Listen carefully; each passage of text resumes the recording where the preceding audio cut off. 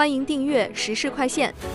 我们每日提供最新资讯，以简明扼要的方式为您呈现全球重要资讯。每天10分钟，了解天下事。下边是详细内容。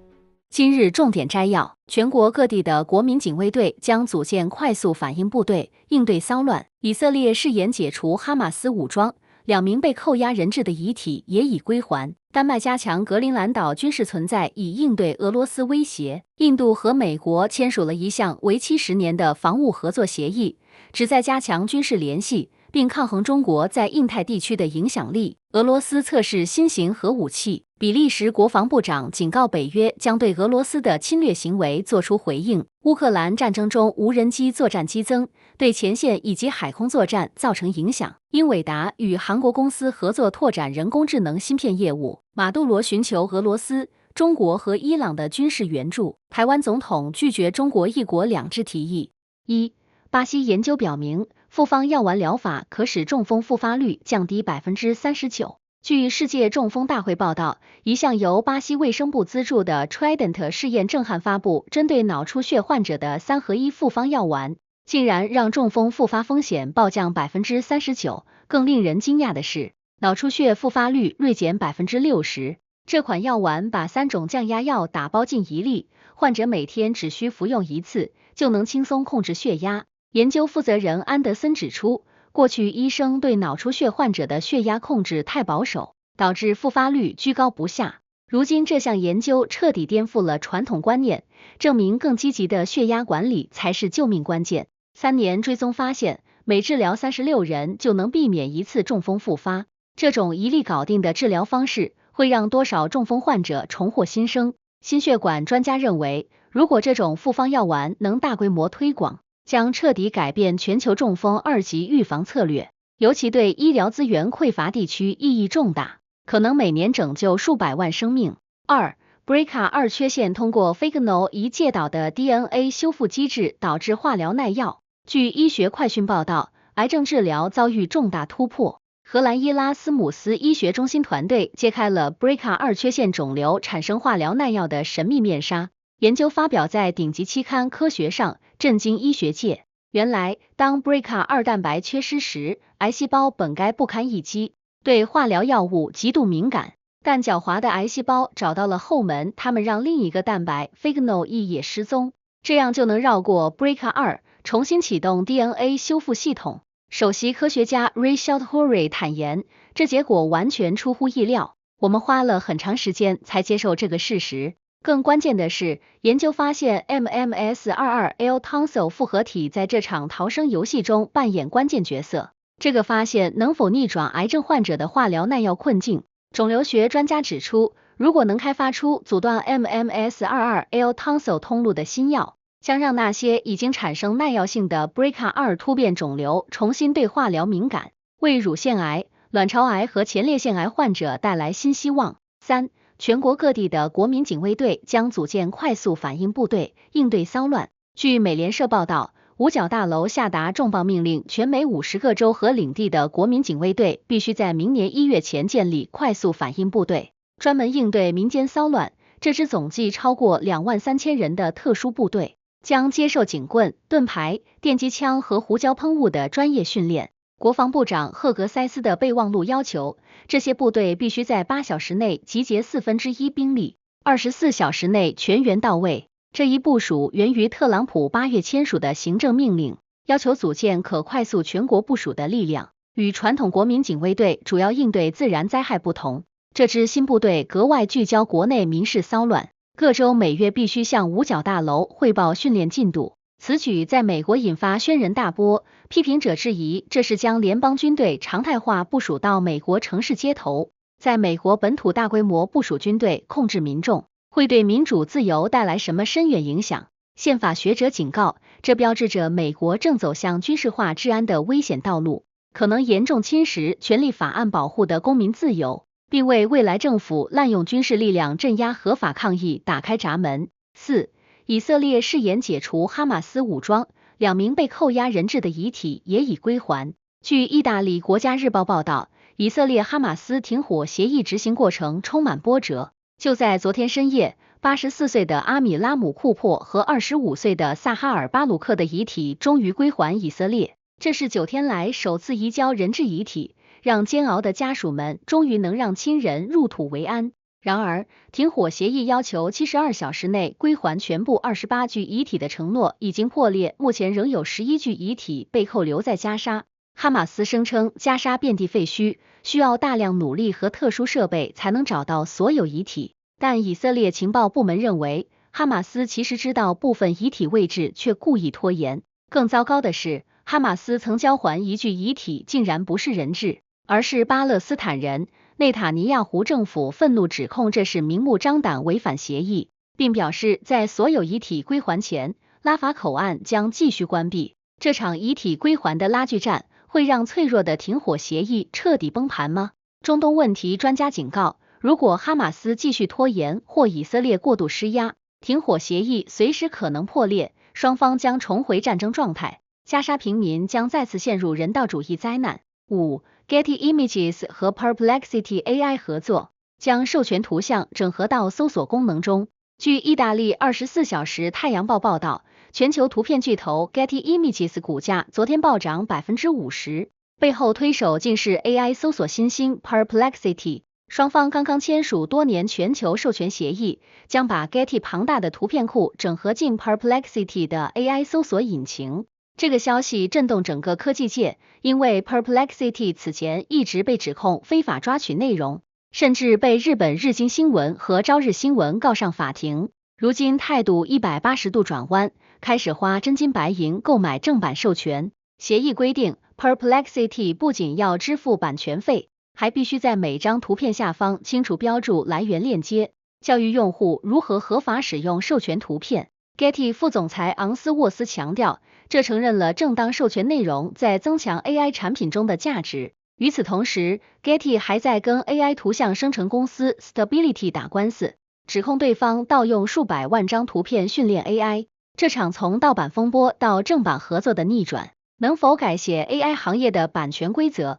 知识产权律师认为，这笔交易为 AI 行业树立了新标杆，未来 AI 公司要想可持续发展，就必须与内容创作者建立付费合作，否则将面临无休止的版权诉讼和声誉危机。6.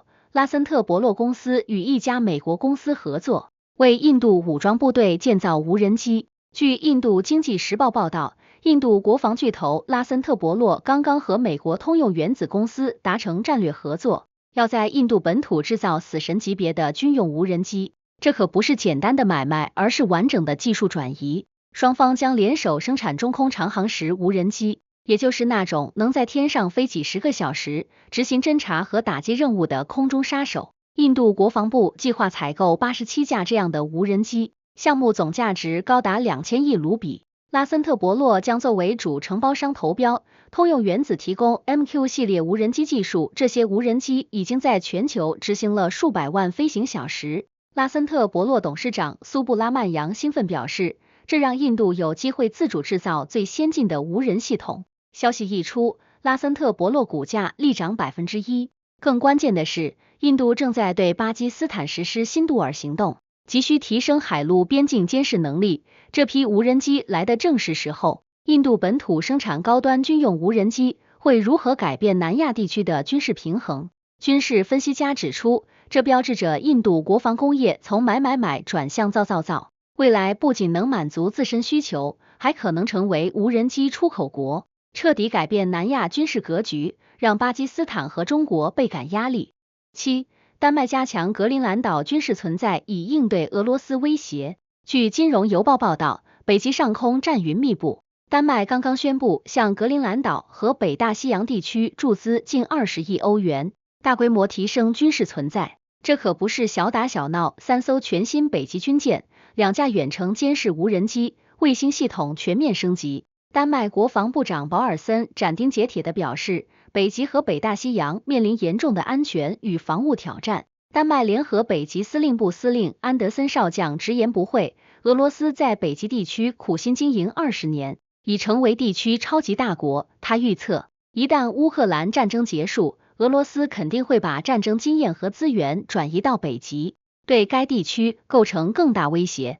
格陵兰岛扼守着旧克海峡这条从北极通往大西洋的咽喉要道，是俄罗斯北方舰队的必经之路。更微妙的是，这次军事升级恰逢特朗普不断威胁要控制格陵兰岛，甚至不排除动用武力。9月中旬，丹麦举行了有史以来最大规模的北极军演，法国、德国、瑞典、挪威550多名士兵参与。丹麦这次两线作战，既防俄罗斯又防特朗普，会把北极推向何种地缘危机。北极战略专家警告，随着北极冰层融化，开辟新航道和资源开发机会，美俄中三国竞争将日益激烈，格陵兰岛正成为21世纪大国博弈的新焦点，稍有不慎就可能引发军事对抗。8. 印度和美国签署了一项为期10年的防务合作协议，旨在加强军事联系，并抗衡中国在印太地区的影响力。据印度马特鲁布米报报道，北京的噩梦成真了。美国国防部长赫格塞斯和印度国防部长拉杰纳特辛格昨天在马来西亚签署了一份震撼全球的10年防务框架协议。赫格塞斯兴奋地在社交媒体上宣布，我们的防务关系从未如此强大。这可不是虚张声势，协议涵盖联合军演、情报共享、先进武器技术转让、网络安全合作，几乎是军事领域的全面深度绑定。更劲爆的是技术共享条款，印度将获得美国此前严格限制的敏感技术，包括先进雷达系统、战斗机发动机设计、海军推进技术和反潜系统。印度国防研究与发展组织预计将与洛克希德马丁、波音、诺斯罗普格鲁曼签署多项子协议。协议签署时机耐人寻味，就在东盟防长扩大会议期间。几天前，印度外长还刚见过美国国务卿卢比奥。尽管特朗普曾对印度购买俄罗斯石油加征50%关税，但这丝毫没有动摇美印战略伙伴关系。这个钢铁联盟能否彻底改变印太地区的力量格局，让中国陷入战略困境？地缘政治分析家认为，美印10年防务协议标志着印太北约雏形出现，将迫使中国在南海、印度洋、台海3个方向同时面对压力，极大压缩中国的战略空间。9. 美国因乌克兰问题取消特朗普普京峰会。据罗马尼亚热点新闻报道，特朗普的和平秀突然翻车，原定在布达佩斯举行的特朗普普京峰会被紧急取消。金融时报披露，10月16日特朗普和普京通话后，俄罗斯外长拉夫罗夫立即发来一封最后通牒式的信函，列出莫斯科的强硬条件：乌克兰必须割让更多领土，大幅削减武装力量，永远不得加入北约。这份不容商量的清单彻底激怒了华盛顿。美国国务卿卢比奥和拉夫罗夫周一通话后，卢比奥直接向特朗普建议取消峰会，因为莫斯科毫无谈判诚意。白宫官员周二证实，特朗普总统近期不会与普京会面。克里姆林宫却嘴硬回应，你无法推迟从未安排的会议。讽刺的是，特朗普几天前还兴致勃勃地宣布2周内就要见普京。拉夫罗夫周二更是公开唱反调，拒绝特朗普提出的沿当前战线停火方案，坚持必须解决冲突的根本原因。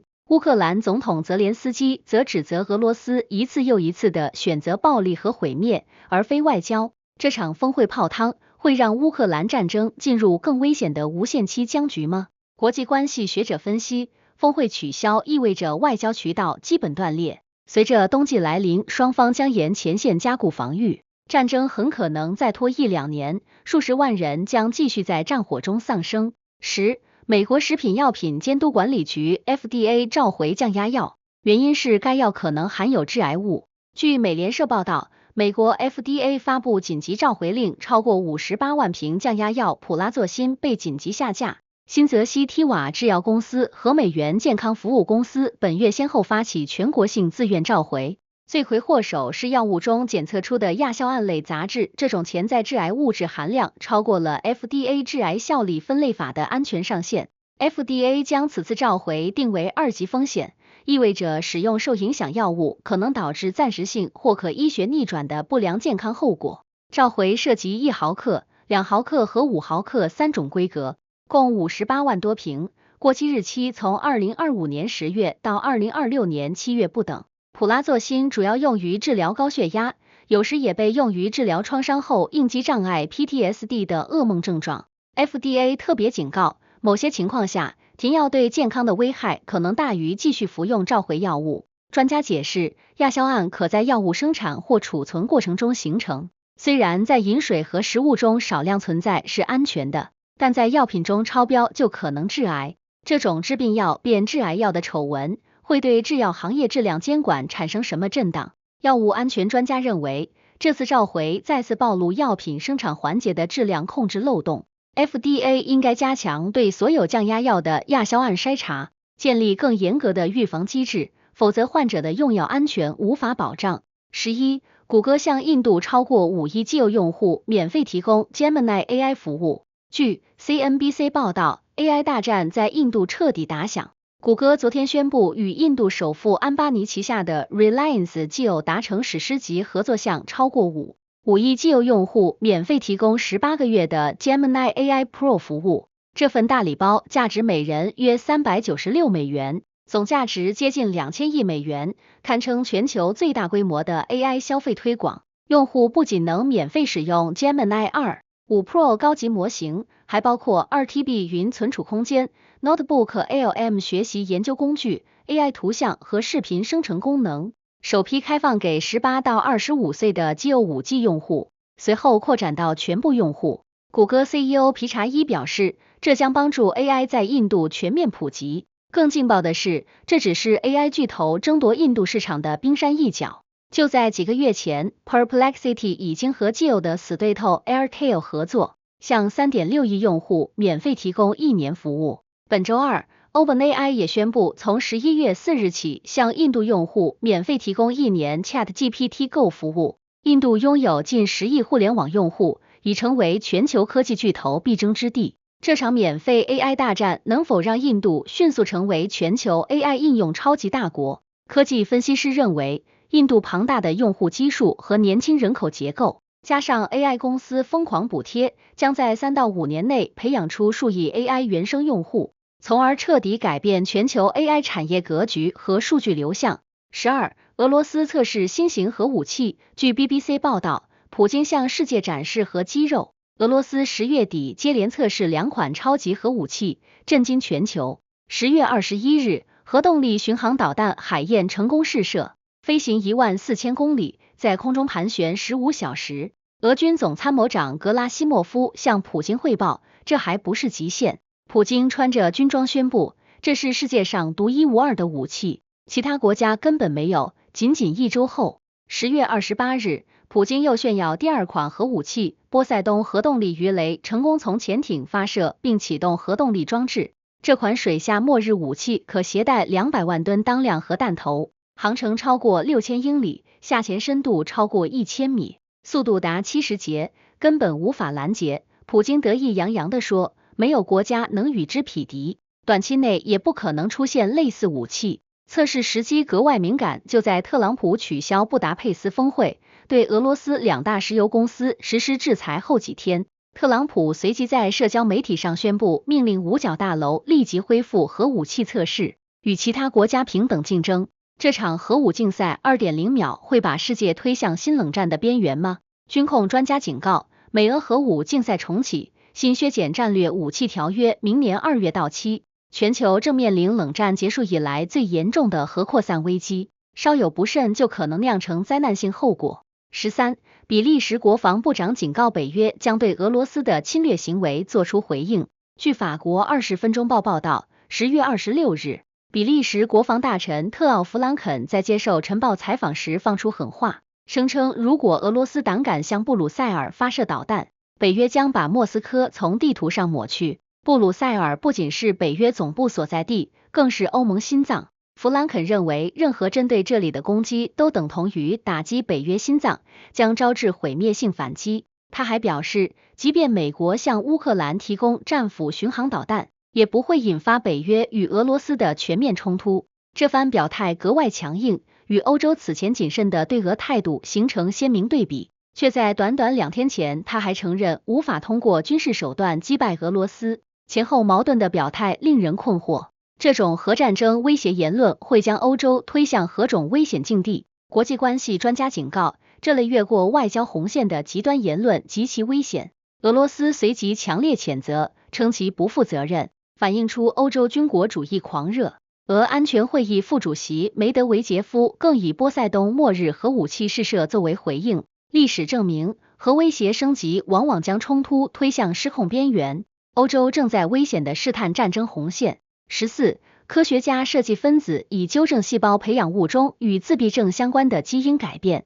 据西班牙维戈登塔报报道，2025年4月，清华大学丁胜教授团队在国际顶级期刊 Immunity 发表重磅研究，首次揭示自闭症的关键发病机制。团队通过人工智能平台，从2404种化合物中筛选出一种特殊分子，能精准纠正 MEF2C 基因缺陷引发的脑部炎症。动物实验显示，治疗8周后，小鼠社交行为改善达 70%， 且无传统药物的副作用。这一突破被学界称为给自闭症治疗装上了红外瞄准镜，从根源修复大脑失控状态，而非仅仅缓解症状。这种分子疗法能否真正让星星的孩子回归正常生活？神经科学专家指出，虽然动物实验效果显著，但从实验室到临床应用仍需5到10年验证。目前该疗法仅对携带特定基因突变的患儿有效，约占自闭症病例的 1% 到 2%， 未来或可扩展到更广泛人群。15. 乌克兰战争中无人机作战激增，对前线以及海空作战造成影响。据德国《每日镜报》报道，2025年乌克兰战场已成为无人机战争的试验场。仅6月6日一天，俄军就出动407架攻击型无人机，配合44枚导弹，发动饱和式打击，创下单次行动记录。俄乌双方每天在前线投入数百架无人机进行侦察、攻击和自杀式袭击，从地面坦克到海上舰船全成了打击目标。乌克兰总统泽连斯基8月宣布，未来5年将与美国联合生产价值500亿美元的无人机，年产1000万架。这场战争彻底改变了传统作战方式，蜂群无人机已取代有人战机执行高危任务。68%的空袭行动以无人机为主力。无人机主导的战争模式会给全球军事格局带来什么颠覆性变化？军事分析专家认为，无人机战争大幅降低作战成本和人员伤亡，但防御难度激增，传统防空系统难以应对低成本蜂群攻击，各国被迫重构防御体系。这场技术竞赛正推动人工智能、自主攻击等技术突破，未来战场或将进入无人对抗时代。16. 麻省理工学院纳米颗粒增强免疫疗法可清除小鼠卵巢肿瘤。据麻省理工学院新闻网报道，10月31日，MIT 研究团队在《自然》材料发表重磅成果，开发出一种能递送免疫激活分子 IL-12的纳米颗粒，成功清除小鼠体内卵巢肿瘤。这种纳米颗粒能将 IL-12直接送达肿瘤细胞表面，让癌症自己教会免疫系统识别并攻击自己。在动物实验中，单独使用纳米颗粒就清除了 30% 小鼠的肿瘤，而配合免疫检查点抑制剂后，治愈率飙升至 80% 以上。更神奇的是，5个月后再给治愈的小鼠注射癌细胞，免疫系统依然能快速识别并清除，形成了持久的免疫记忆。团队已与 MIT 创新中心合作筹备公司，推动大规模生产。这种教肿瘤对付自己的疗法能否改写癌症治疗历史？肿瘤免疫学专家认为，这是纳米技术与免疫疗法的完美结合，突破了卵巢癌免疫冷肿瘤的困境。虽需5到10年临床验证，但已为最致命妇科癌症之一带来真正希望，未来或能阻止术后复发。17. 英伟达与韩国公司合作拓展人工智能芯片业务。据 BBC 报道，10月31日，英伟达 CEO 黄仁勋在韩国 APEC 峰会期间宣布重磅合作，将向韩国供应超26万颗 AI 芯片，总使用量从 6.5 万颗暴涨至30万颗以上。韩国政府获5万颗用于建设国家 AI 计算中心，三星电子建 AI 工厂部署5万颗芯片。现代汽车用5万颗 Blackwell 芯片推进自动驾驶。SK 集团打造亚洲首个工业 AI 云。韩国互联网巨头 Naver 也采购6万颗芯片。此次合作是韩国推动 AI 主权战略的核心。总统李在明表示，要将韩国打造成全球3大 AI 领导者之一。这笔未公开金额的交易让刚成为全球首家市值破5万亿美元的英伟达再添筹码。韩国这波 AI 大投入能否撼动全球科技格局？产业分析师指出，韩国拥有三星和 SK 海力士2大存储芯片巨头，配合英伟达算力形成完整产业链，有望成为亚洲 AI 中心。但能否超越中美，仍需看技术突破和生态建设。这场算力竞赛才刚开始。18，尽管受到出口管制，英伟达首席执行官黄仁勋仍计划向中国出售 Blackwell 人工智能芯片。据水星新闻报道，10月31日，黄仁勋在韩国接受采访时明确表态，希望 Blackwell 芯片有一天能在中国销售，但强调决定权在特朗普手中。他坦言，英伟达在华市场份额已归零，中国价值500亿美元的 AI 市场实际上被英伟达关闭了。黄仁勋批评美国出口管制政策从根本上是错误的，称限制只会刺激华为等中国本土企业创新，让美国失去全球50%的 AI 开发者。他警告，中国拥有强大科技和制造实力，他们不会坐着等我们。据悉，英伟达正研发基于 Blackwell 架构的降配版 B30A 芯片，性能约为旗舰产品一半，但仍强于目前允许销售的 H20。这场中美芯片博弈会如何收场？地缘政治专家分析，美国出口管制已倒逼中国加速自主研发，华为升腾芯片快速崛起，英伟达左右为难，重返中国需大幅降性能且上缴15%收入，不重返则永久失去巨大市场。这场零和博弈最终可能是双输局面。19，研究揭示格陵兰鲸鱼如何抵抗癌症。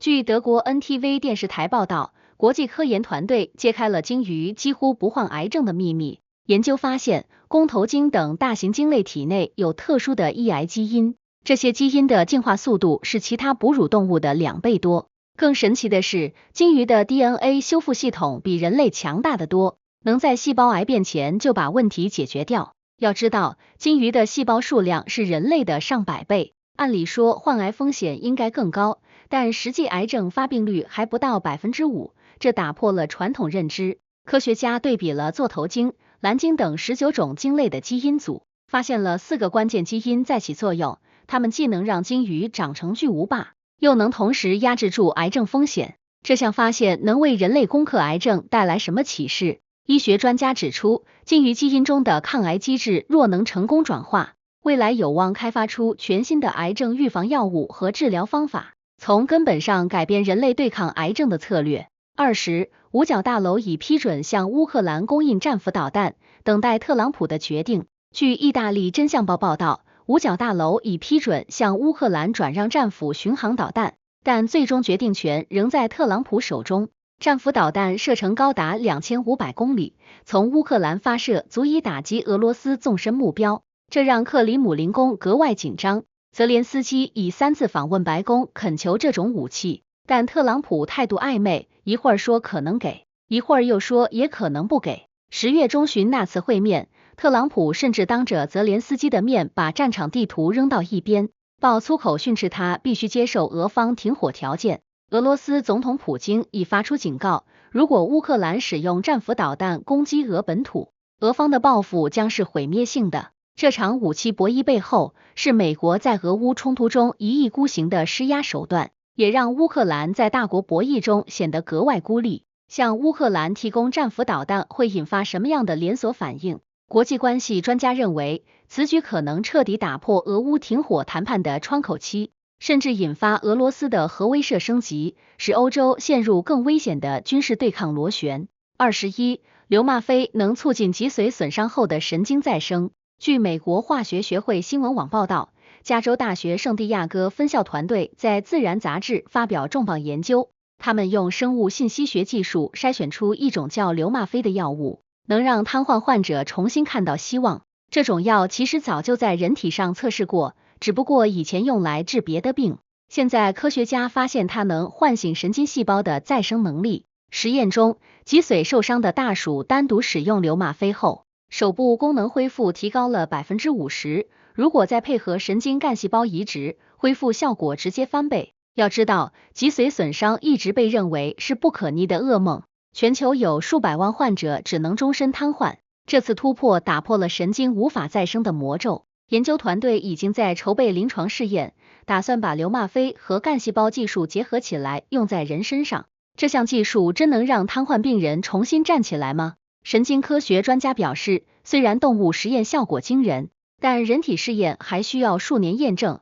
不过这确实为脊髓损伤治疗开辟了前所未有的新方向，未来5到10年内可能改写瘫痪患者的命运。22. 即使拉脱维亚退出伊斯坦布尔公约，也必须维护妇女保护规则。据欧洲新闻网报道，拉脱维亚议会在10月30日经过13小时激烈辩论后，以56票赞成、32票反对的结果，通过了退出伊斯坦布尔公约的法案。这让拉脱维亚成为继土耳其之后，全球第2个，也是欧盟第1个退出这项保护妇女免受暴力侵害国际条约的国家。讽刺的是，批准公约和退出公约的，竟然是同一届议会，前后相隔还不到1年。极右翼政党拉脱维亚第1主导了这次退出，声称公约宣扬激进女权主义和性别意识形态，但妇女权益组织强烈反对，数千人在里加街头抗议。欧盟委员会明确表态，即便拉脱维亚退出公约，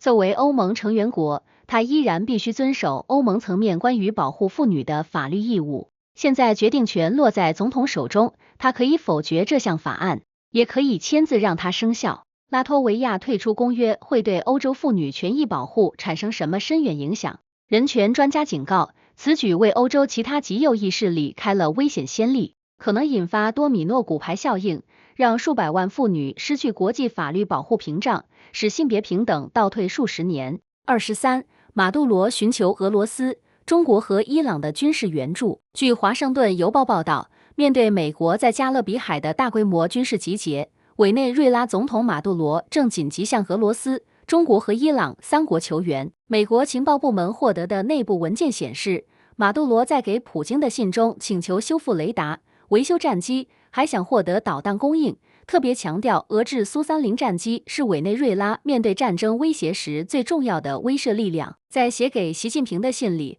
马杜罗要求扩大军事合作，加快生产雷达探测系统，还把美国对委内瑞拉的军事行动说成是对中国的攻击。委内瑞拉交通部长最近还在协调从伊朗运送军事装备和无人机，特别要求能打1000公里射程的远程无人机。美国已在加勒比部署大批战机、军舰和数千士兵，福特号航母战斗群也即将抵达。特朗普甚至授权中情局对委内瑞拉展开秘密行动。马杜罗的多方求援会把拉美地区拖入什么样的危险漩涡？地缘政治分析师认为，此举可能让加勒比成为新的大国博弈热点。一旦俄罗斯或中国实质性军事介入，将彻底改变西半球安全格局，甚至引发类似古巴导弹危机的对峙。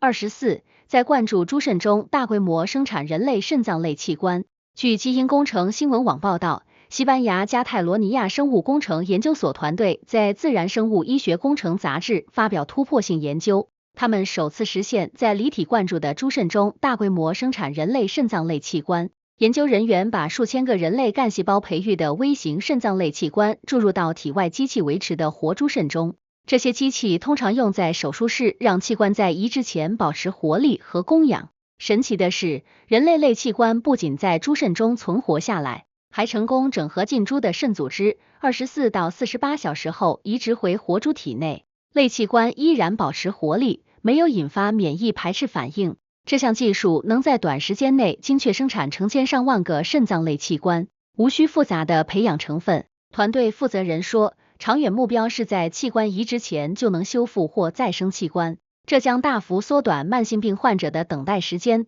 增加可用器官数量。这项技术真能解决全球器官短缺的困境吗？再生医学专家指出，虽然还需要数年临床验证，但这标志着器官工程从实验室走向临床应用的关键一步。未来可能彻底改变器官移植格局，让患者用上自己的干细胞定制器官。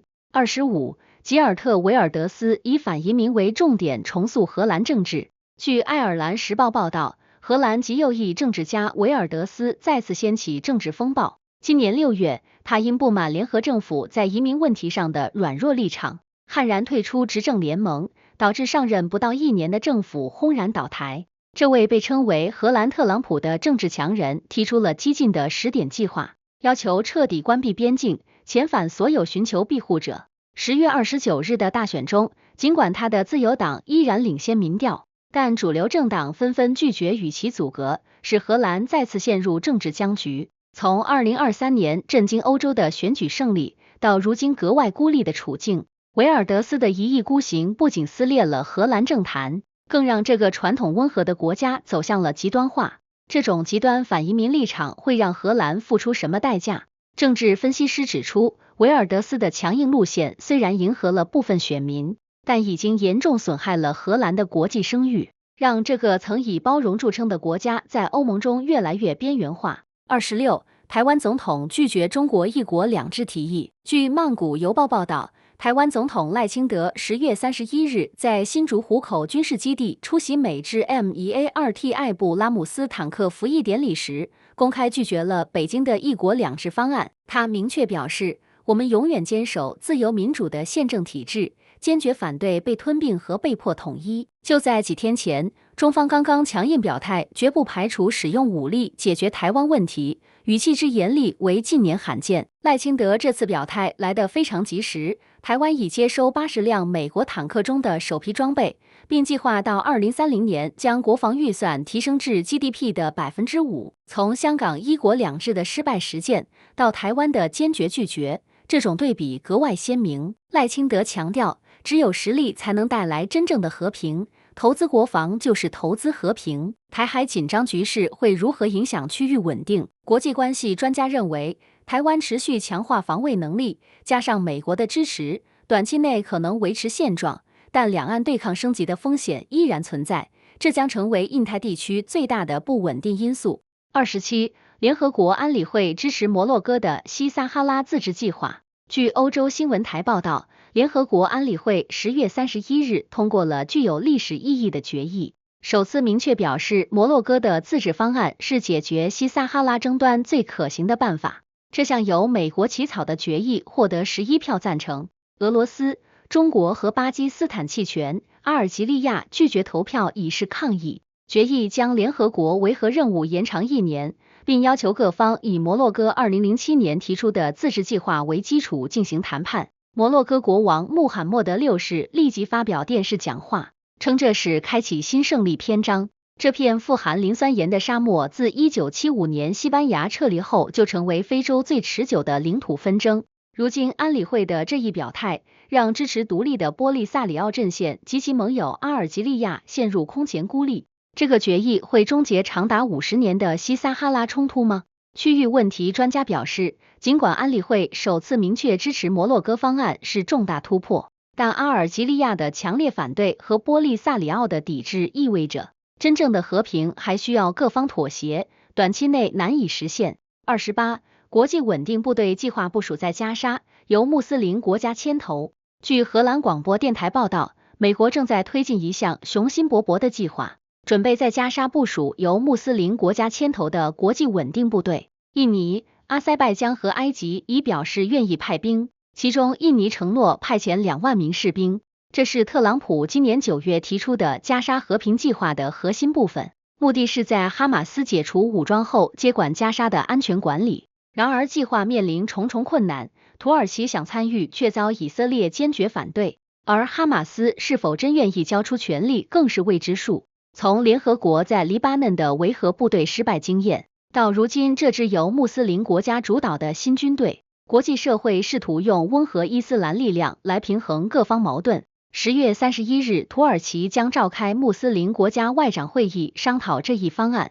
这支部队能否真正实现加沙和平？中东问题专家警告，没有各方真诚妥协，任何国际部队都可能重蹈覆辙。哈马斯不愿缴械，以色列不愿让步，地区国家各怀心思，这支部队很可能沦为占领军而非维和者。29. 最高法院裁定对儿童色情制品判处强制性最低刑期为限。据加拿大广播公司报道，加拿大最高法院10月31日作出极具争议的5-4裁决，宣布对持有或获取儿童色情制品判处1年强制性最低刑期为限。法院给出的理由令人震惊，大法官莫罗举例说，一个18岁青年收到同龄朋友发来的17岁女友裸照并短暂保存，也会被判入狱1年，这属于过度严厉的惩罚。裁决一出，保守党领袖波利耶夫立即表态，若当选将动用不受约束条款推翻这一判决。安大略省长福特更是怒斥法院令人难以置信。从2015年哈珀政府设立强制最低刑期保护儿童，到如今最高法院以数字时代特殊情况为由推翻这个判决，让加拿大社会陷入巨大撕裂。这个判决会给儿童保护带来什么影响？犯罪学专家担忧，虽然法院强调不是为严重罪犯开脱，但废除最低刑期可能导致量刑标准混乱，让一些真正的性侵犯者逃脱应有惩罚，对受害儿童造成2次伤害。30. 未来的星链卫星可能会成为轨道数据中心。据 PCMag 杂志报道，埃隆·马斯克10月31日确认了一个疯狂计划 ，SpaceX 将把星链 V3 卫星升级为太空数据中心。这些新一代卫星配备高速激光链路，数据传输速度高达每秒1万亿比特，是目前卫星的10倍。马斯克表示，利用太空无限的太阳能和天然的散热环境，完全可以解决地球上数据中心耗能巨大、占地广阔的难题。贝索斯和前谷歌 CEO 施密特也在布局类似项目，预计未来10年内，大部分新数据中心都将建在太空。从2019年被嘲笑不切实际，到如今星链已为全球400万用户提供网络服务并实现盈利，马斯克再次证明了自己。SpaceX 计划最早在2026年用星舰火箭开始大规模发射这些太空数据中心。太空数据中心会颠覆云计算产业吗？科技分析师认为，如果技术和成本问题得到解决，太空数据中心将彻底改变 AI 和云计算行业，但维护难度和初期投资依然是巨大挑战。真正普及可能还需要10到20年时间。新闻日日更，世界在手中。今天的时事快线就到这里啦，有想法的朋友，我们评论区聊聊，明天见。